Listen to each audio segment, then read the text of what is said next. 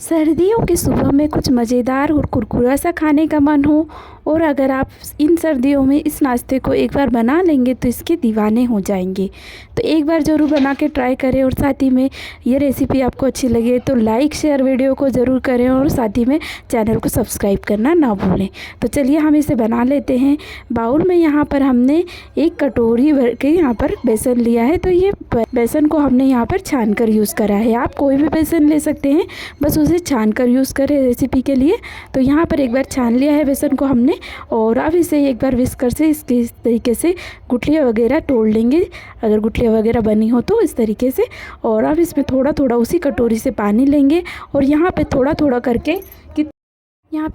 करके यहाँ पे हमें पानी डालना है और इसका एक घोल तैयार करना है। तो इस तरीके से विस्कर से मिलाकर इसका इस तरीके से बैलेंस करते जाएंगे और पानी को डालते जाएंगे। तो एकदम से पानी हमें इसमें नहीं डालना है, थोड़ा थोड़ा घोलते जाना है जिससे हमें समझ में आने लगेगा कि इसमें कितनी पानी की ज़रूरत है, क्योंकि बेसन के हिसाब से हमें पानी लगेगा। जैसे जिस क्वालिटी का बेसन हो उस हिसाब से यहाँ पर पानी लगने वाला है हमें।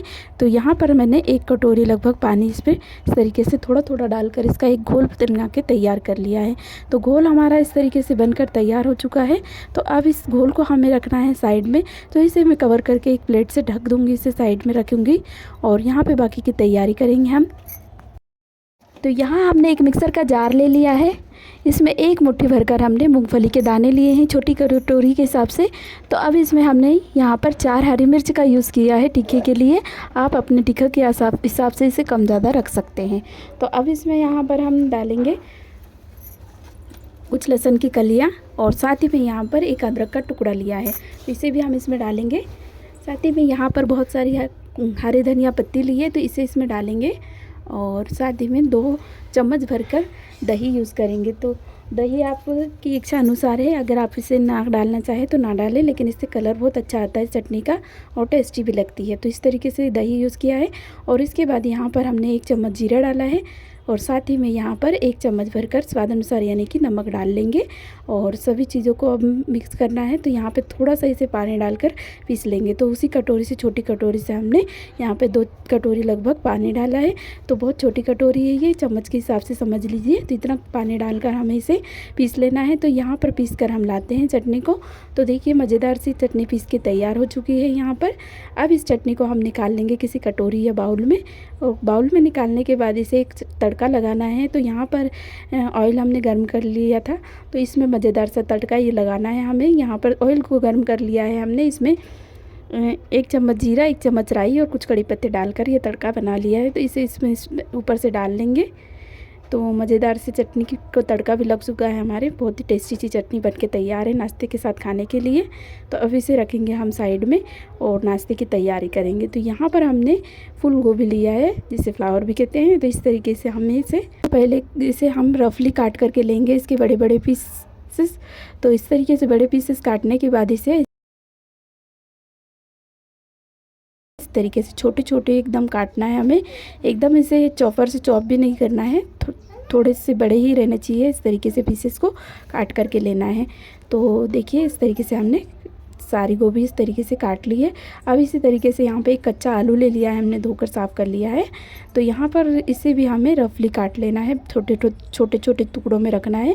तो इस तरीके से हमने आलू को भी यहाँ पर चॉपर वगैरह से यूज़ नहीं करना है, ना कि खींचना है। इसे टुकड़ों में हमें चाकू की सहायता से कट करके इसे ले लेना है। तो यहाँ पर आलू और गोभी दोनों ही हमारे कट हो चुके हैं।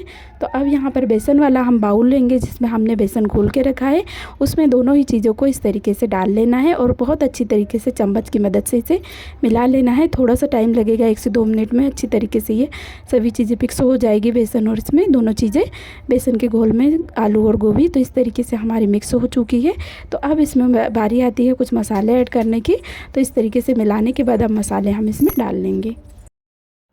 तो इसमें अब हमें कुछ चीज़ें ऐड करनी है। तो यहाँ पर सबसे पहले एक बड़े साइज़ का हमने प्याज को बारीक बारीक कट कर लिया है, तो इसे डालेंगे अब हम इसमें। इससे जो हमने किसी भी प्रकार के पकोड़े या इस तरीके का नाश्ता जब बनाते हैं बेसन का, तो उसमें जब ये प्याज का टेस्ट जो आता है बहुत ही अलग सा आता है। तो बिना प्याज की तो ये इस तरीके के नाश्ते बनते ही नहीं हैं। तो इस तरीके से प्याज को हमने डाल दिया है, इससे बहुत ही अच्छा टेस्ट आएगा हमारे नाश्ते में। और साथ ही में कुटी हुई लाल मिर्च डाल दी है थोड़ी सी। तो आप तीखे आपके हिसाब से डालें, अगर आपको हरी मिर्ची यूज़ करना हो तो भी कर सकते हैं। तो यहाँ पर एक अदरक का टुकड़ा लिया है, इसको भी यहाँ पर कद्दूकस करके डाल लेंगे। इससे टेस्ट बहुत ही अच्छा आएगा हमारा नाश्ते का। अदरक के टेस्ट से भी बहुत अच्छा नाश्ते या पकोड़े बनते हैं इस तरीके से डालने के बाद। अब मसालों में सबसे पहले स्वाद अनुसार नमक डाल लिया है हमने, थोड़ा सा इसमें हल्दी पाउडर डाला है और 1 चम्मच लगभग यहाँ पर लाल मिर्च पाउडर ऐड की है। तो ये तीखे के आप टेस्ट के अनुसार इसमें यूज़ करें, आपको कम तीखा खाना हो तो कम मिर्ची भी डाल सकते हैं। तो यहाँ पर थोड़ा सा हमने आधा चम्मच लगभग गरम मसाला लिया है और साथ ही में यहाँ पे चटपटे टेस्ट के लिए आधा चम्मच यहाँ पे चाट मसाला लिया है। तो दोनों ही चीज़ों से बहुत ही टेस्ट बढ़ जाता है नाश्ते का।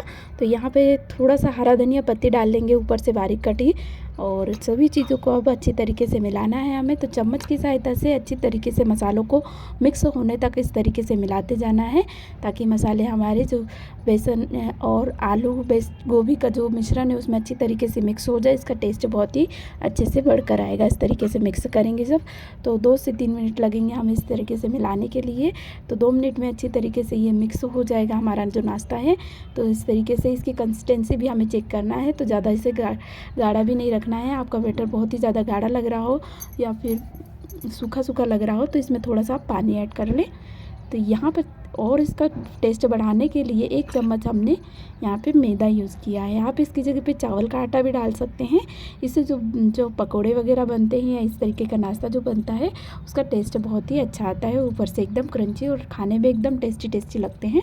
तो इस तरीके से हमने उसको डाल लिया है और इसे मिलाने के लिए थोड़ा सा मैंने पानी का यूज़ किया है, ताकि ये अच्छी तरीके से बेसन के घोल में अच्छी तरीके से मिक्स हो जाए और जो हमारा नाश्ता है बहुत ही बढ़िया तरीके से बनकर तैयार हो। तो थोड़ा सा पानी हमें लगा है यहाँ पे, 1 से 2 चम्मच थोड़ा थोड़ा करके डाल लिया है और इसे अच्छी तरीके से मिक्स कर लिया है। तो बैटर इस तरीके से हमारा बनके तैयार हो चुका है मिश्रण।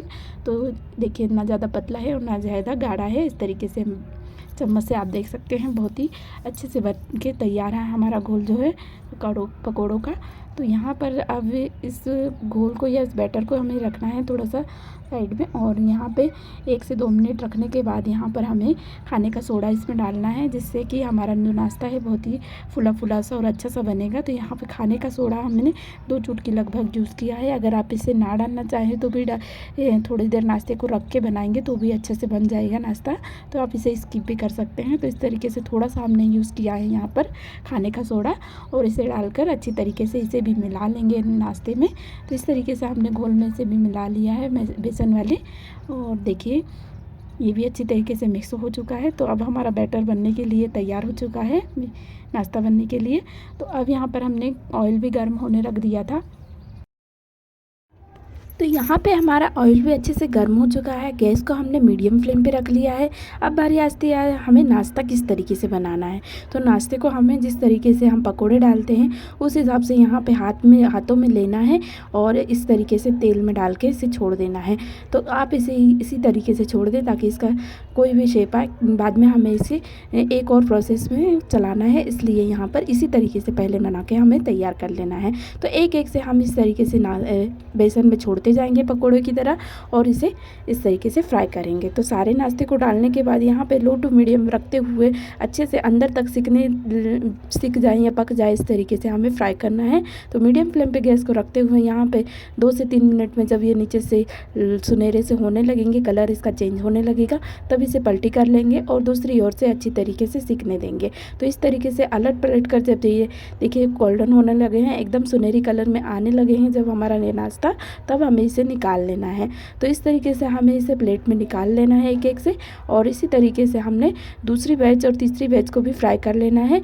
एक से नाश्ते को डालना है। गैस तेल हमारा पहले ही गर्म है, तो इस तरीके से एक से डालेंगे नाश्ते को और मीडियम फ्लेम पे रखते हुए इसका सुनहरी होने तक वेट करेंगे। जैसे ही सुनहरी होने लगेगा तो नाश्ते को हम इस तरीके से निकालते जाएंगे। तो इसी तरीके से हमने दूसरी तीसरी सारे नाश्ते को बना के तैयार कर लिया है।